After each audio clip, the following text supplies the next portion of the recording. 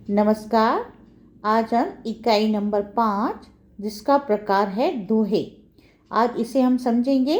आप सबसे पहले अपने टेक्स्ट बुक का पेज नंबर 28 खोलेंगे। देखो बच्चों, इसमें आपको कबीर जी के, रहीम जी के और तुलसीदास जी के दोहे दिए गए हैं। ये तीनों महान संत थे। संतों की वाणी सभी भारतीय भाषाओं में मिलती हैं। हिंदी में भी अनेक संतों की रचनाएं आज भी लोकप्रिय हैं। इस पाठ में कबीर, रहीम और तुलसीदास के दोहे दिए गए हैं।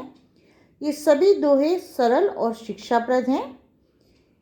इनमें दान प्रियता, संतोष, समानता, सत्संग, विनम्रता, परिश्रम, प्रेम आदि जीवन मूल्यों को महत्व दिया गया है।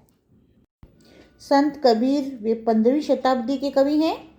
इन्होंने हिंदू और मुसलमानों को उनकी गलतियों के लिए फटकारा है और दोनों को मिलजुल कर रहने का उपदेश दिया है।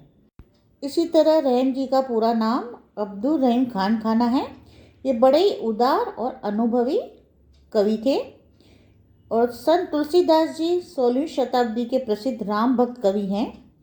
इन्होंने रामचरितमानस नामक प्रसिद्ध ग्रंथ भी लिखा है। अभी देखिए, सबसे पहले कबीर जी के दोहे हैं। यहाँ पर पहला दोहा है, साईं इतना दीजिए जामे कुटुंब समाए। साईं मतलब ईश्वर और कुटुंब मतलब कुटुंब, परिवार, और समाए मतलब पालन पोषण होना। मैं भी भूखा ना रहूं, साधु न भूखा जाए। अब यहाँ पे देखिए कबीर जी क्या कह रहे हैं, हे प्रभु, हे ईश्वर, मुझे बस इतना ही अन्न और धन दीजिए जिसमें मेरे परिवार का निर्वाह हो जाए।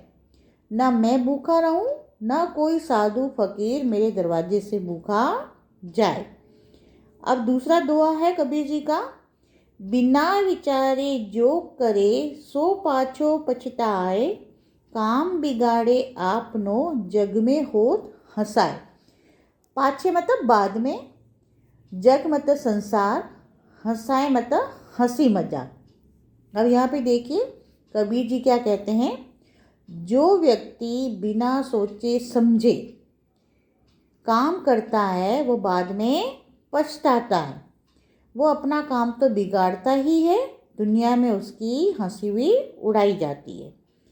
अब तीसरा दोहा है, कबीरा खड़ा बाजार में मांगे सबकी खैर, ना काहू से दोस्ती ना काहू से बैर। खैर मतलब कुशलता और बैर मतलब दुश्मनी या शत्रुता। अब यहाँ पे देखिए कबीर जी कह रहे हैं कि मैं बाजार में मतलब सबके सामने खड़ा होकर, यहाँ पे बाजार का मतलब है सबके सामने खड़ा होकर भगवान से सबकी कुशलता मांगता हूँ, सबकी भलाई के लिए प्रार्थना करता हूँ। मेरी ना किसी से दोस्ती है और ना ही किसी से दुश्मनी है। अब उसके बाद देखिए रहीम जी के दोहे आते हैं। उनका फर्स्ट दोहा है, रहीमन वे नर मर चुके। नर मतलब यहाँ पे मनुष्य है। जे मतलब जो, कहूँ मतलब कहीं, मांगन जाही मतलब जाते हैं। उनते पहले, उनते मतलब उनसे पहले, वे मुए मतलब मरना, जिनमुख निकसत नाही। जिन मतलब जिनके, निकसत मतलब निकलता है, नाही मतलब नहीं। अब यहाँ पे देखिए रहीम जी कह रहे हैं कि वे मनुष्य मरे हुए हैं जो कहीं दूसरों के पास मांगने जाते हैं, परंतु उनसे पहले वे लोग मर चुके हैं जो मांगने वाले को देने से इनकार करते हैं। अब यहाँ पे देखिए सेकंड दोहा है रहीम जी का, जो रहीम उत्तम प्रकृति, उत्तम मतलब श्रेष्ठ, प्रकृति मतलब स्वभाव।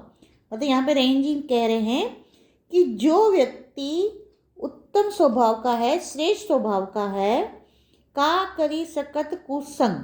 का मतलब क्या, कुसंग मतलब बुरी संगति, तो वो उसके ऊपर बुरी संगति का कोई भी प्रभाव नहीं पड़ सकता।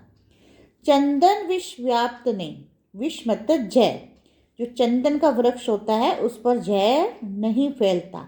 लिपटे रहत भुजंग, भुजंग मतलब सांप, सांप के लिपटे रहने के बावजूद भी चंदन के वृक्ष पर जहर नहीं फैलता। इसी तरह जो श्रेष्ठ स्वभाव के व्यक्ति होते हैं उन पर बुरी संगति का कोई भी प्रभाव नहीं पड़ता। इसी तरह देखिए, और थर्ड है नीचे, बड़े बड़ाई ना करें। बड़ाई मतलब प्रशंसा, तारीफ।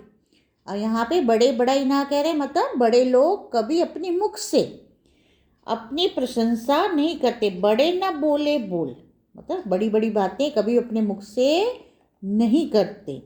रईमन हीरा कब कहे, लाख टका मेरा मोल।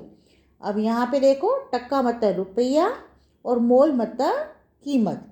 तो यहाँ पर रहीम जी हीरे का उदाहरण देके समझा रहे हैं कि हीरा कभी नहीं कहता है कि उसका मूल्य लाख रुपए है। तो इसी तरह जो बड़े लोग होते हैं कभी अपने मुख से अपनी प्रशंसा नहीं करते और बड़े बड़े बोल कभी नहीं कहते, बड़ी बड़ी बातें कभी नहीं करते। अब यहाँ पे देखिए तुलसीदास जी के दोहे हैं। आवत हिय हर से नहीं, नैनन नहीं स्नेह।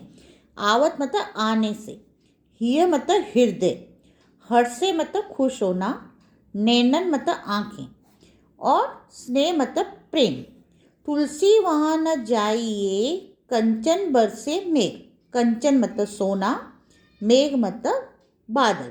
अब यहाँ पे देखिए, यहाँ पे हमको तुलसीदास जी क्या कहना चाह रहे हैं कि जिस घर के लोगों का हृदय तुम्हें आया और देखकर हर्षित ना हो जाए, मतलब खुश ना हो जाए, और जिसकी आंखों में तुम्हारे प्रति स्नेह की, प्रेम की भावना ना हो, तो ऐसे घर में, उस घर में कभी मत जाओ, फिर भले ही वहाँ सोना ही क्यों ना बरसता हो।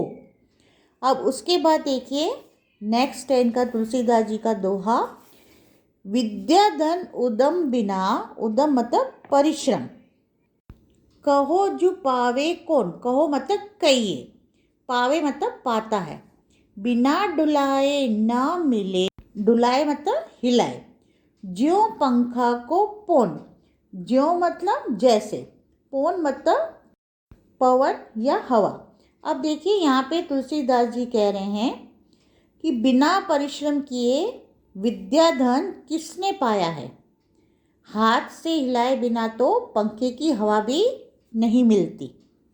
मतलब परिश्रम किए बगैर आप विद्या धन प्राप्त नहीं कर सकते। यदि आप विद्या धन प्राप्त करना चाहते हो तो उसके लिए आपको परिश्रम करना बहुत ज़रूरी है। अब नीचे आपके शब्दार्थ हैं, उसे भी देख लेते हैं। ऐसे तो मैंने आपको सभी शब्दों के साथ साथ में बता दिए हैं, शब्दार्थ में भी हम देख लेते हैं। कुटुंब मतलब कुटुंब या परिवार, खैर मतलब कुशल, नाद मतलब आवाज़ या ध्वनि, कुसंग मतलब बुरी संगत, भुजंग मतलब सांप या सर्प, नैनन मतलब आँखों में, हर्षे मतलब खुशी, कंचन मतलब सोना, मेहर मतलब मेघ, उद्यम मतलब परिश्रम, पौन पवन या हवा, खान खाना सरदारों का सरदार या एक उपाधि। देखो बच्चों, ये आपके दो यहीं पे समाप्त होते हैं। नमस्कार।